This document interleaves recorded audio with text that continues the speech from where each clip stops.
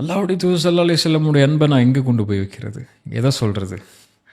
ரசூலுல்லாஹி ஸல்லல்லாஹு அலைஹி வஸல்லம் ஒரு முறை தொழுகையில் அழுகுறாங்க. இரவுடைய நேரத்தில் சொல்கிறாங்க, இப்ராஹிம் அலைஹிஸ்ஸலாமுடைய அந்த விஷயத்தை சொல்லி காட்டுறாங்க.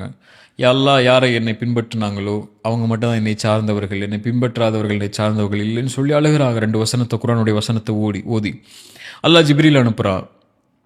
ஜிப்ரீல் அலைஹிஸ்ஸலாம் வர்றாங்க. அல்லாஹ் கேட்க சொல்லலாம், ஜிப்ரீல் கேள் அவர் ஏன் அழுகிறாருன்னு சொல்லி. ஜிப்ரீல் அலைஹிஸ்ஸலாம் வந்து கேட்குறாங்க ரசூலுல்லாஹ்ட்ட, யா ரசூலுல்லாஹ் ஏன் அழுகிறீங்க?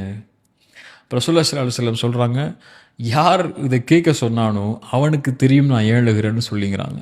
சுப்ஹானல்லாஹ், என்ன ஒரு நேசம் பாருங்கள் அந்த 2 பேருக்கும்.